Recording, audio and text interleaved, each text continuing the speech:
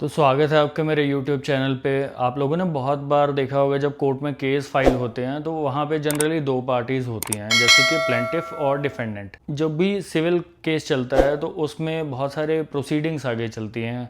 तो उन प्रोसीडिंग्स में एक प्रोसीडिंग ये भी होती है कि कभी कभार कोई नेसेसरी पार्टी को, जो बहुत ही इंटरेस्टेड पार्टी है, उसको जानबूझ के उस केस में पार्टी नहीं बनाया जाता। तो ऐसे केस में आप जो है एक एप्लीकेशन फाइल करेंगे ऑर्डर 1 रूल 10 ऑफ सीपीसी के। इस एप्लीकेशन के माध्यम से आप उस केस में जो है वो पार्टी बन सकते हैं। मतलब आप कोर्ट को पहले तो ये सेटिस्फाई करेंगे कि मैं इस केस में इंटरेस्टेड और अफेक्टेड पार्टी हूँ और इन्होंने मुझे जानबूझ के इस केस में पार्टी नहीं बनाया है, और अगर ये केस मुझे बिना पार्टी बनाए आगे बढ़ेगा तो मुझे बहुत नुकसान हो सकता है।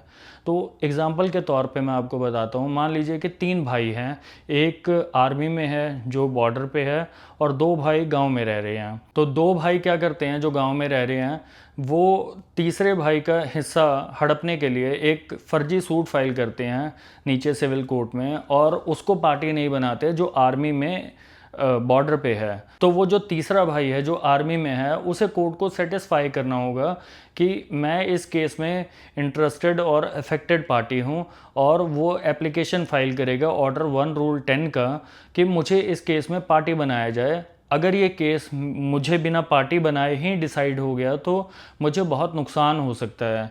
तो ऐसे केस में वो एप्लीकेशन जनरली अलाउ हो जाएगी।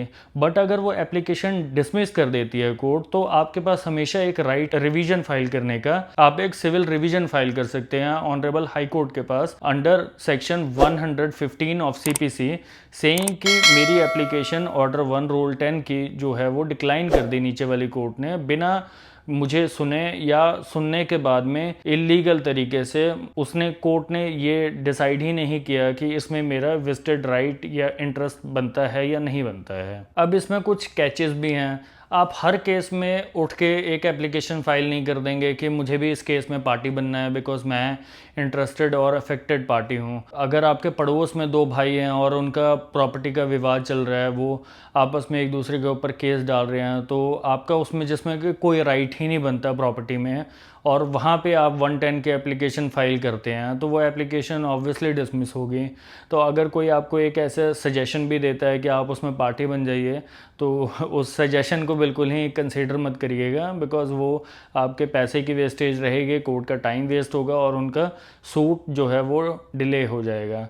तो हमेशा अपना दिमाग लगाइए और किसी के कहे में मत जाइएगा। अगर आप उस केस में नेसेसरी और इफ़ेक्टेड पार्टी हैं तो ही वो एप्लीकेशन मूव करिएगा। मेक श्योर कि जब भी आप एप्लीकेशन फाइल करते हैं तो उसमें लिमिटेशन का ध्यान रखें। From the date of knowledge आपको वो एप्लीकेशन फाइल कर देनी चाहिए, बिल्कुल ही अर्जेंट बेसिस पे। ज़रूरी नहीं है कि आप वेट करें उस केस के आर्गूमेंट के स्टेज का कि आर्गूमेंट के टाइम पे मैं वो एप्लीकेशन फ़ाइल करूँगा, बिकॉज़ आप ये भी बहुत ही आपके अगेंस्ट हो सकता है कि आपको केस के बारे में पता तो था मगर आपने ये एप्लीकेशन उस समय पे लगाना ज़रूरी नहीं समझा। सिमिलरली ऑर्डर 1 रूल 10 में पार्टीज़ ऐड भी हो सकती हैं, तो ऑर्डर 1 रूल 10 में कोर्ट पार्टी को बाहर भी निकाल सकती है, रिमूव भी कर सकती है। कहीं पे अगर ज़रूरी नहीं है किसी को पार्टी बनाना, मान लीजिए 2 भाइयों का प्रॉपर्टी डिस्प्यूट है, तो वहाँ पे आपने म्युनिसिपल कॉरपोरेशन को पार्टी बना दिया जिस केस में उनका कोई वेस्टेड इंटरेस्ट ही नहीं है, कोई राइट ही नहीं है, तो वहाँ पे वो जो म्युनिसिपल कॉरपोरेशन है अपना एक एप्लीकेशन फाइल कर सकती है that we are not the necessary party to this case, और हमें जो है वो डिलीट किया जाए इस केस से। तो कोर्ट जो है वो अपना जुडिशियल माइंड लगाएगी और उस एप्लीकेशन को हुए म्युनिसिपल कॉरपोरेशन को उस केस से बाहर निकाल देगी। तो अगर ये वीडियो आपको अच्छी लगी हो तो प्लीज़ मेरे चैनल को लाइक कीजिए, सब्सक्राइब कीजिए और कमेंट करके बताइए कि ये वीडियो आपको कैसी लगी, और ये वीडियो जो है अपने फ्रेंड्स और रिलेटिव्स को भी शेयर करिए अगर उनका कोई सिविल सूट चल रहा है तो।